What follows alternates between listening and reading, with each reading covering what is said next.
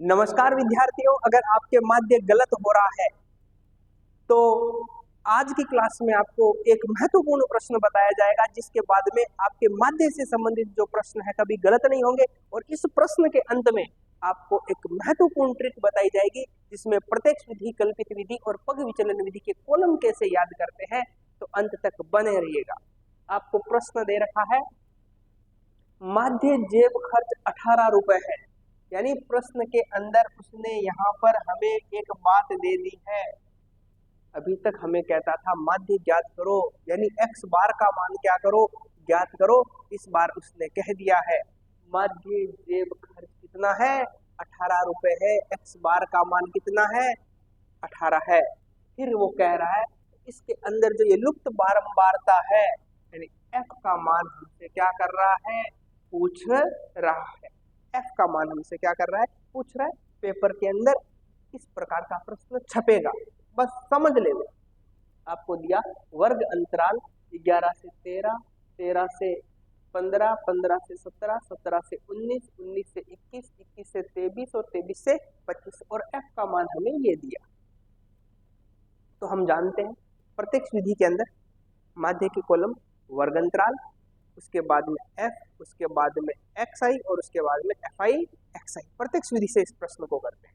वर्ग अंतराल, वर्ग अंतराल के बाद में एफ आई के बाद में क्या हो गया, एक्स आई। एक्स आई का मतलब ये हुआ कि वर्ग अंतराल की दोनों सीमाओं को जोड़कर दो का क्या लगाना है, भाग लगाना है। 11 और 13 को जोड़ा, अपने पास में कितने आ गए, 24, 24 में दो का भाग लगा, कितना आ गया, 12। इन दोनों को जोड़कर दो का भाग लगाएंगे तो हमें कितना आ जाएगा, 14। या उसके बाद में यहाँ पर कितना आ जाएगा, 16। यहाँ पर कितना आ जाएगा, 18। यहाँ पर कितना आ जाएगा, 20। यहाँ पर कितना आ जाएगा, 22। यहाँ पर कितना आ जाएगा, 24। एक बार वापस देखिए, आपको क्या कहा, माध्य जेब खर्च 18 रुपए है। मतलब माध्य का मान हमें कितना दिया, 18 दिया। और हमें कहा लुप्त बारंबारता एफ का मान क्या करे, ज्ञात करे। एफ हमें क्या करना है, ज्ञात करना है। और प्रश्न के अंदर कहा वर्ग अंतराल, ये हमें ये दे रखा है, एफ हमें प्रश्न के अंदर मिलेगा। तो वर्ग अंतराल से हम क्या निकाल सकते हैं, एक्स आई। एक्स आई का मतलब 11 और 13 जोड़े कितने हुए, 24। 24 में दो का भाग लगा, कितना आ गया, 12। उसके बाद में 13 और 15 जोड़े कितने हो गए, 28। 28 में दो का भाग लगा, कितना आ गया, 14। उसके बाद में 15 और 17 जोड़े कितने हो गए, 32। 32 में दो का भाग लगा, कितना आ गया, 16। उसके बाद में 17 और 19 जोड़े कितने हो गए, 36। 36 में दो का भाग लगा, 18। 19 और 21 जोड़े 40, दो का भाग लगा, कितने आ गए, 20। 21 और 23 जोड़े 44, दो का भाग लगा, 22। 23 और 25 जोड़े 48, दो का भाग लगा, कितने आ गए, 24। अब हम बात करते हैं वर्ग अंतराल, उसके बाद में एफ आई, उसके बाद में एक्स आई। माध्य में नया कॉलम क्या होता है, प्रत्यक्ष विधि में F I X I, F I X I. F I X I का मतलब ये हुआ एफ को एक्स से क्या करना है, गुणा करना। तो 7 को गुणा किया 12 से, 12 को 7 से गुणा किया, कितना गया, 84। 14 को 6 से गुणा किया, कितना गया, 84। 9 को 16 से गुणा किया, कितना आ गया, 144। 9 को 6 से गुणा किया, 54। हासिल की कितनी लगी, 5। 9 एकम 9, 9 और 5 कितने हो गए, 14। ठीक है। उसके बाद में 18 को 13 से गुणा किया, 13 था 104। हासिल की लगी 10। 13 का 13 और 10 कितने हो गए, 23। 20 को f से गुणा किया, कितना आ गया, 20 है। 22 को 5 से गुणा किया, कितना आ गया, 110। 24 को 4 से गुणा किया, कितना आ गया, 6। अब मेरी बात को समझना, माध्य का फॉर्मूला क्या है, माध्य का फॉर्मूला क्या है, एक्स बार बराबर सिग्मा एफ आई एक्स आई बट्टा सिग्मा क्या होता है, एफ आई। अब यहाँ देखो, sigma F I X I का मतलब हुआ इस सब की क्या करनी है, जोड़ करनी है। सब की क्या करनी है, जोड़ करनी। एफ आई का मतलब क्या हुआ, इस एफ आई की भी क्या करनी है, जोड़ करनी है। अब जोड़ में आपको दिक्कत ही आती है, क्या कैसे जोड़े। तो ये एफ दिखाई दे रहा है ना, आप इसको एक बार भूल जाए, इसको एक बार भूल जाओ। 7 और 6 कितने हो गए? 13। 7 और 6 कितने हो गए? 13। 13 में 9 जोड़े कितने हो गए? 22। 22 और 13 कितने हो गए?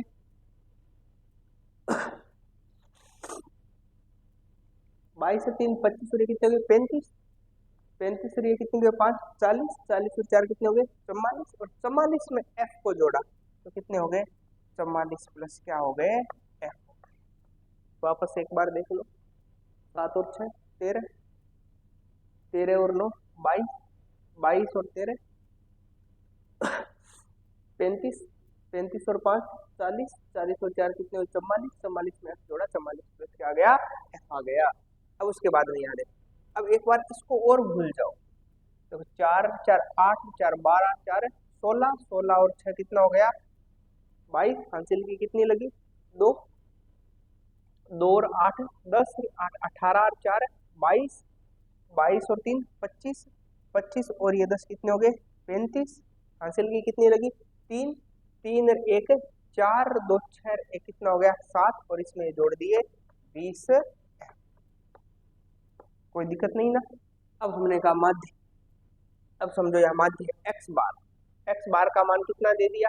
18 बराबर सिग्मा fi xi का मान कितना दे दिया? 752 प्लस क्या आ गया? 20f बट्टे में क्या आ गया? fi का मान 44 प्लस क्या आ गया? f। एक लगाकर क्या कर देंगे? वज्र गुणा। तो 18 गुणा हुआ 44 प्लस f से बराबर 752 प्लस क्या आ गए? 20f। 18 को 44 से, ये कोष्टक के बाहर है तो ये दोनों से गुणा होगा। तो 18 को 4 से गुणा किया 72, हासिल की लगी 7। 72 और 7 कितने हो गए? 79 प्लस कितने हो गए? 18f बराबर क्या आ गया?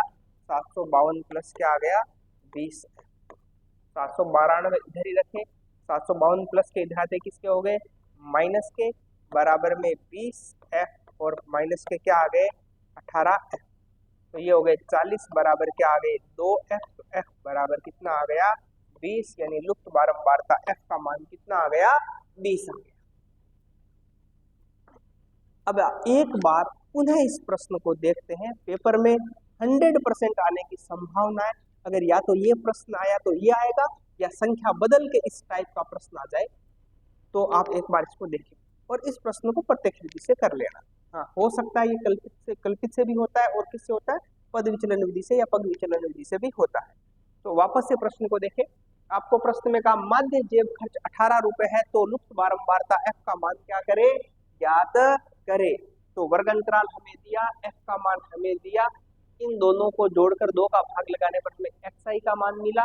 उसके बाद में हमने f को x से गुणा किया, हमें क्या मिल गया? fi xi मिल गया। फिर fi xi की टोटल करी, fi की टोटल करी तो x बार बराबर सिग्मा fi xi बटा सिग्मा fi।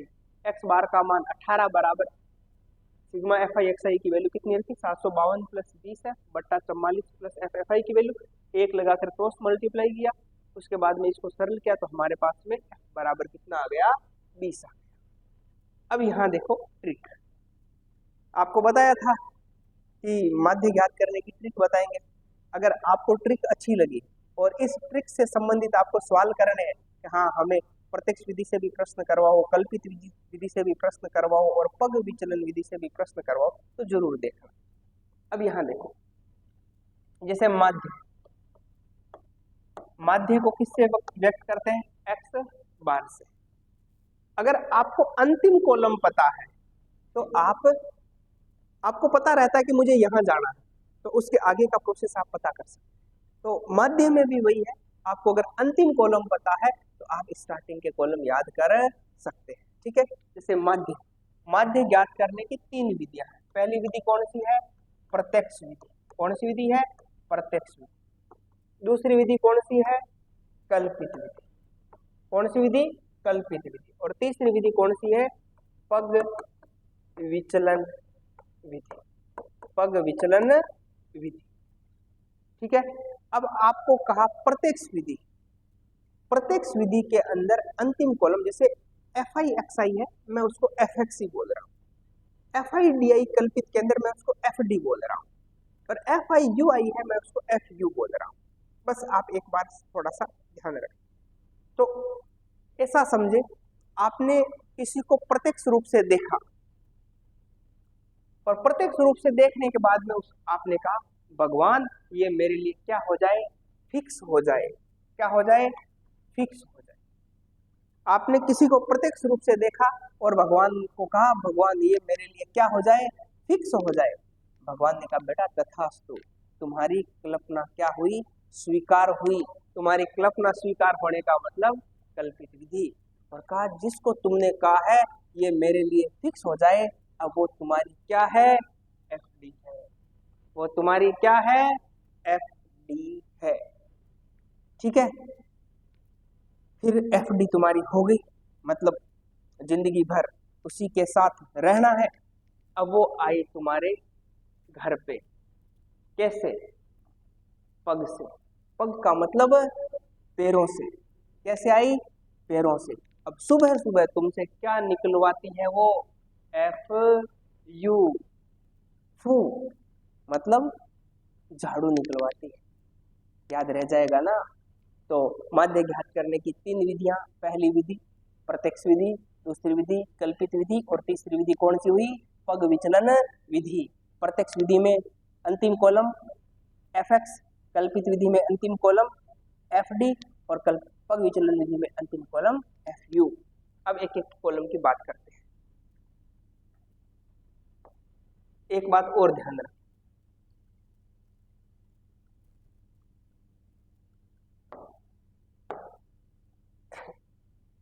प्रत्यक्ष विधि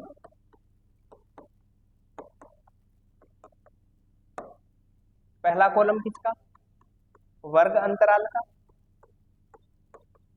वर्ग अंतराल के बाद में क्या होता है, वर्ग अंतराल के बाद में प्रश्न के अंदर क्या देता है, एफ देता है। वर्ग अंतराल से तुम क्या निकाल सकते हो, एक्स आई। और आप जानते हो एफ को, प्रत्यक्ष विधि का अंतिम कॉलम क्या होता है, F I X I. F को एक्स से गुणा करेंगे तो हमें क्या मिल जाएगा, एफ आई एक्स आई। अब सिग्मा यहाँ पर एफ आई एक्स आई करना है, सिग्मा क्या करना है, एफ आई करना है। और माध्य का मतलब एक्स बार के अंदर सिग्मा एफ आई एक्स आई में सिग्मा एफ आई का क्या लगाना है, भाग लगाना। ये कॉलम किसका हो गया, प्रत्यक्ष विधि। हम बात करते हैं कल्पित विधि।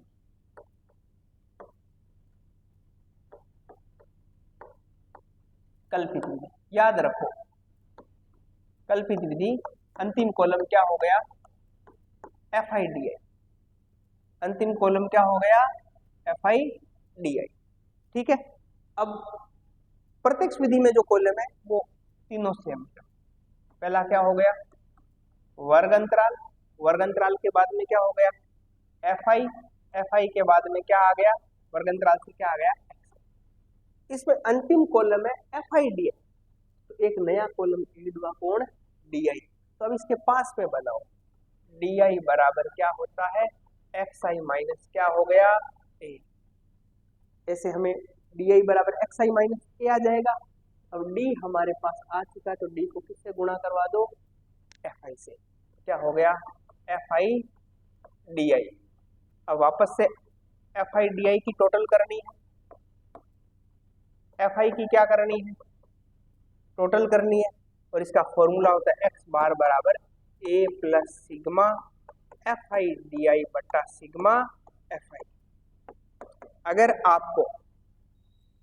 आपको पग विचलन विधि का टेबल और प्रश्न पढ़ने हैं तो कमेंट बॉक्स में जरूर लिखना कि हमें इस टाइप के और प्रश्न करवाए जाए। हाँ, इतना कह सकता हूं, इस चैनल के अंदर आपको पढ़ाई से संबंधित बहुत ही सीरियस कंटेंट और टॉप क्लास कंटेंट मिलेगा। बस धैर्य रखें और भरोसा रखें।